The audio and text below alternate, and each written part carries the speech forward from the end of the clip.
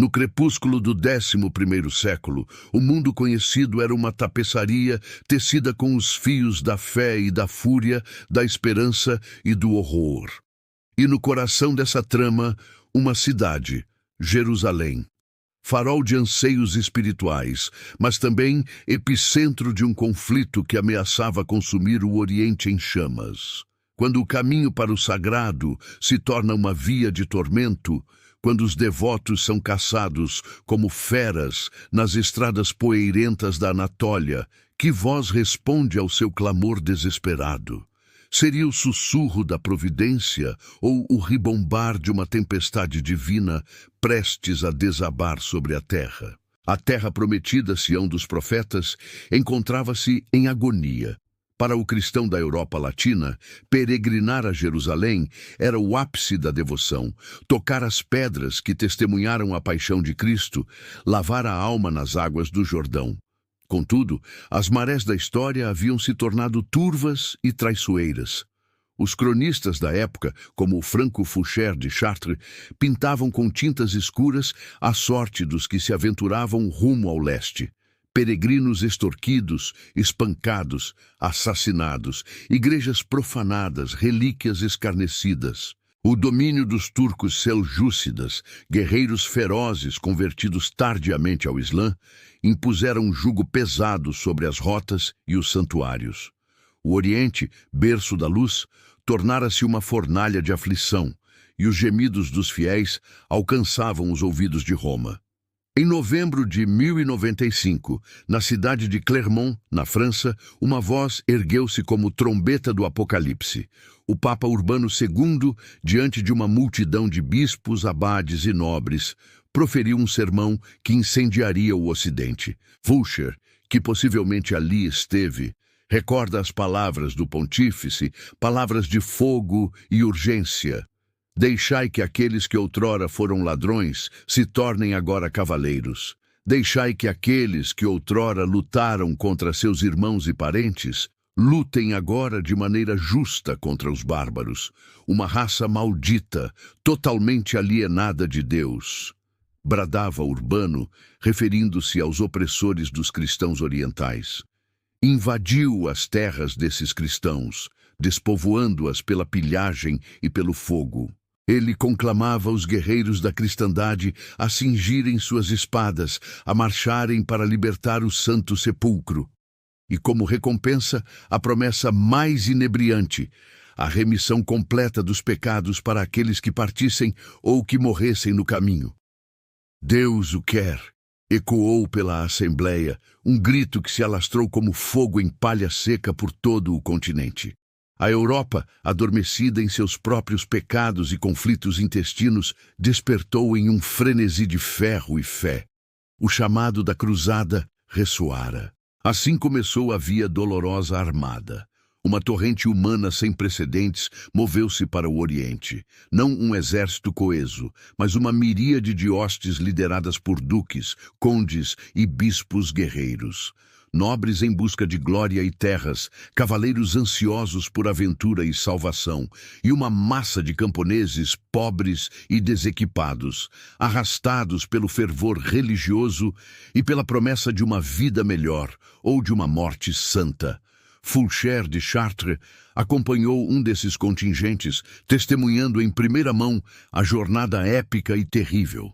Fome, sede, doenças e as emboscadas dos inimigos ceifaram vidas aos milhares antes mesmo que pusessem os olhos sobre os desertos da Síria. Muitos foram chamados, poder-se-ia dizer, mas poucos veriam a Cidade Santa.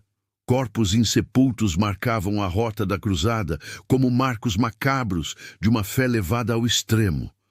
Contudo, através das provações, dos motins por comida, das disputas entre seus líderes ambiciosos, uma força inexorável os impelia para a frente, sob a sombra iminente do juízo e da promessa de Deus. Após quase 3 anos de uma marcha brutal, atravessando a Anatólia e sitiando cidades poderosas como Niceia e a Grande Antioquia, onde a descoberta da suposta lança sagrada reacendeu um moral quase extinto, Os remanescentes exaustos da primeira cruzada chegaram, enfim, aos pés dos muros de Jerusalém em junho de 1099.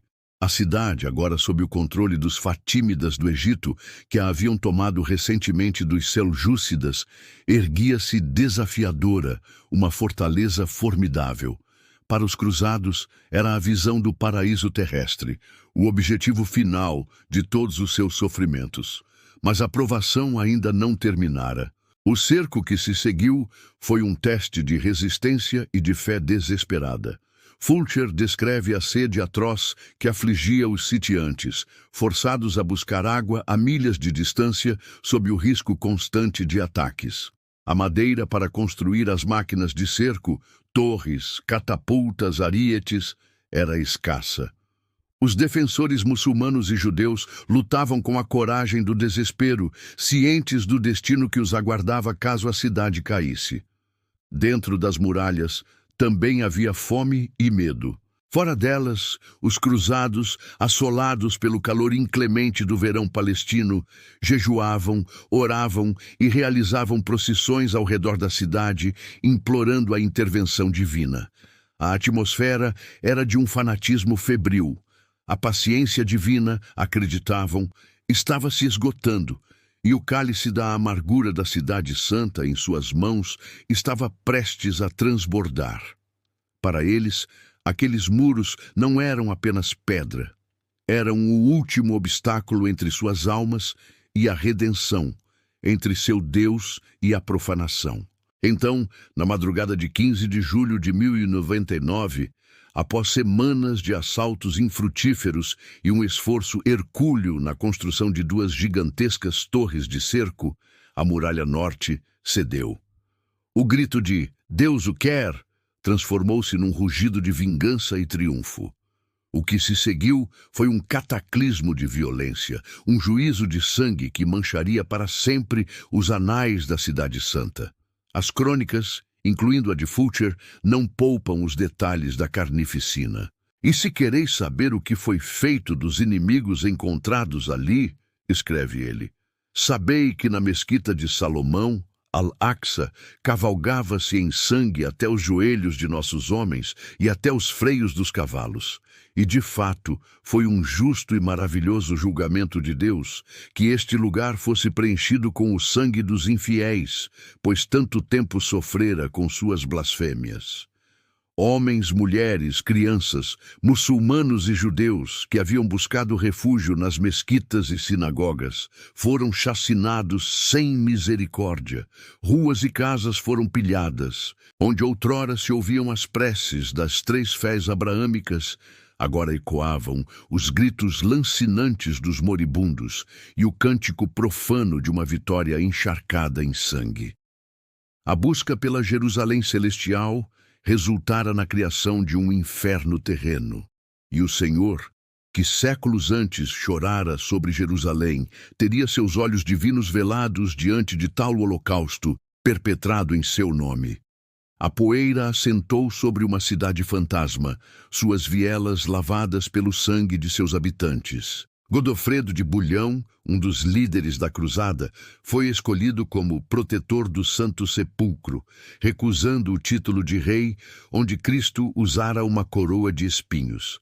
Um reino latino de Jerusalém foi estabelecido, frágil e isolado, uma ilha cristã num mar de territórios hostis. Foucher de Chartres permaneceria na Terra Santa, servindo como capelão a Balduíno I, irmão de Godofredo e primeiro rei coroado de Jerusalém, e continuaria a cronometrar os primeiros, instáveis anos da presença latina. A vitória fora conquistada, mas a que preço? Os peregrinos poderiam, por um tempo, visitar os lugares santos com relativa segurança, mas as fundações do novo reino foram construídas sobre uma montanha de cadáveres e um oceano de ressentimento. O fogo da primeira cruzada fora aceso e suas chamas lamberiam as eras vindouras, alimentando ciclos de guerra santa e jihad por séculos. Eis o espelho sombrio da primeira cruzada. Um tempo em que a fé ergueu catedrais e moveu exércitos, mas também escavou abismos de iniquidade e justificou o indizível. O que buscavam aqueles homens e mulheres nas pedras antigas de Jerusalém? Salvação, glória terrena? Ou seria um reflexo distorcido de suas próprias almas atormentadas, projetado sobre os muros sagrados de uma cidade que já vira tantos profetas e conquistadores? Contemplai, pois, a história não para desferir julgamentos com a efêmera arrogância dos tempos modernos, mas para ousar perscrutar as profundezas insondáveis do coração humano. Esse campo de batalha onde o divino e o demoníaco, a santidade e a selvageria, travam desde sempre seu eterno e sangrento combate. Se esta saga de um mundo em chamas, de fé transfigurada em fúria, de perdição e de uma esperança maculada, tocou alguma fibra sensível em vossa alma, não vos contenteis com o véu das aparências.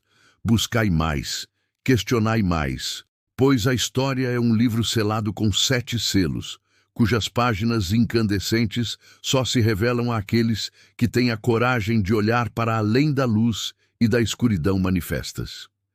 Inscrevei-vos neste canal, onde continuaremos a desvendar os ecos esquecidos do passado, para que possamos juntos tentar decifrar os intrincados enigmas do presente. E que a vossa jornada seja sempre de conhecimento, e não de perpétuo esquecimento.